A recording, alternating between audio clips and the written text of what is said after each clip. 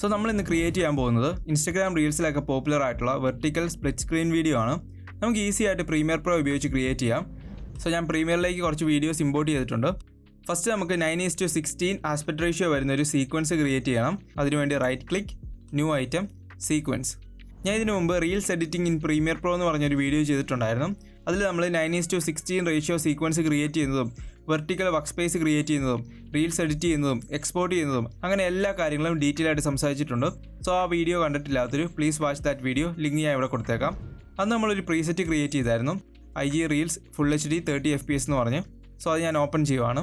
ഇവിടെ നമ്മൾ സെറ്റിംഗ്സിൽ നോക്കുവാണെങ്കിൽ അറിയാം, ഇത് ഫുൾ HD 9:16 ആസ്പെക്ട് റേഷ്യോ ഉള്ളൊരു സീക്വൻസ് ആണ്. സോ ഇതാണ് നമ്മുടെ മെയിൻ സീക്വൻസ്. സോ നമുക്ക് ഇതിന് മെയിൻ സീക്വൻസ് എന്ന് പറഞ്ഞ് നെയിം കൊടുക്കാം. എന്നിട്ട് ഓക്കെ പ്രസ് ചെയ്യാം. നമ്മുടെ സീക്വൻസ് ഇവിടെ വന്നിട്ടുണ്ട്. ഇനി നമുക്ക് ഒരു സീക്വൻസ് ഇവിടെ ക്രിയേറ്റ് ചെയ്യണം. അതിനുവേണ്ടി right click, new item, sequence. നമ്മൾ ക്രിയേറ്റ് ചെയ്ത പ്രീസെറ്റ് തന്നെ സെലക്ട് ചെയ്യാം. എന്നിട്ട് സെറ്റിംഗ്സ് ഓപ്പൺ ചെയ്യാം. ഇവിടെ നമുക്ക് എത്ര തവണയായിട്ടാണോ സ്ക്രീൻ സ്പ്ലിറ്റ് ചെയ്യേണ്ടത് ആ നമ്പറിനെ 1920 ആയിട്ട് ഡിവൈഡ് ചെയ്യണം. ഞാനിവിടെ 4 തവണ സ്ക്രീൻ സ്പ്ലിറ്റ് ചെയ്യുന്നുണ്ട്. സോ 1920 ഡിവൈഡ് ബൈ 480 വാല്യൂ കിട്ടും. ഞാൻ അതിവിടെ ടൈപ്പ് ചെയ്ത് കൊടുക്കുവാണ്. ഇനി നമുക്ക് സീക്വൻസിൻ്റെ നെയിം സ്പ്ലിറ്റ് സ്ക്രീൻ എന്നും എല്ലാം കൊടുക്കാം. എന്നിട്ട് ഓക്കെ പ്രസ് ചെയ്യാം. ഇവിടെ ഒരു പുതിയ സീക്വൻസ് ക്രിയേറ്റ് ആയിട്ടുണ്ട്. ഈ സീക്വൻസിലേക്ക് നമ്മുടെ വീഡിയോസ് എല്ലാം ഡ്രാഗ് ചെയ്ത് കൊണ്ടിടാം. ഇനി നമുക്ക് ഓരോ വീഡിയോസിൻ്റെയും സ്കെയിൽ അഡ്ജസ്റ്റ് ചെയ്ത് കൊടുക്കണം. സോ ഞാൻ വീഡിയോ സെലക്ട് ചെയ്തു, ഇഫക്റ്റ് കൺട്രോൾസ് ആൻഡ് സ്കെയിൽ കറക്റ്റായിട്ട് അഡ്ജസ്റ്റ് ചെയ്ത് കൊടുക്കാം. നമുക്ക് എല്ലാ ക്ലിപ്പിൻ്റെ സ്കെയിൽ അഡ്ജസ്റ്റ് ചെയ്യണം.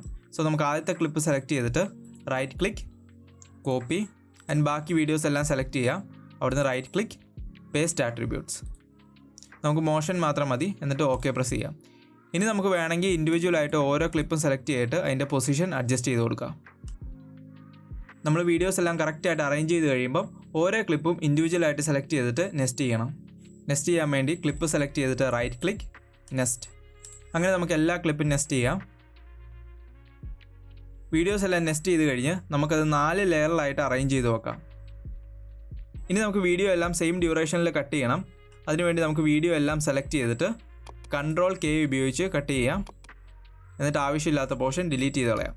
നിങ്ങൾക്ക് ഇതുപോലെ എത്ര വീഡിയോസ് വേണമെങ്കിലും യൂസ് ചെയ്യാം. ഞാൻ തൽക്കാലം ഇവിടെ ഓരോ വീഡിയോസ് വെച്ച് യൂസ് ചെയ്യുന്നുള്ളൂ. ഇനി നമുക്ക് വീഡിയോസ് എല്ലാം സെലക്ട് ചെയ്തിട്ട് Ctrl+C ഉപയോഗിച്ച് കോപ്പി ചെയ്യാം.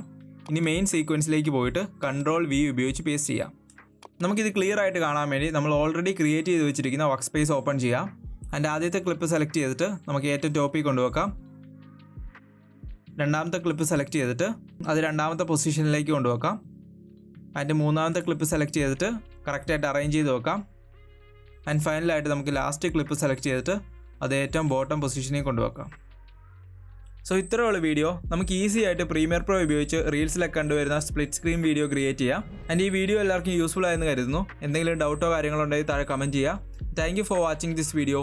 പുതിയൊരു വീഡിയോയിൽ കാണാം. ബൈ.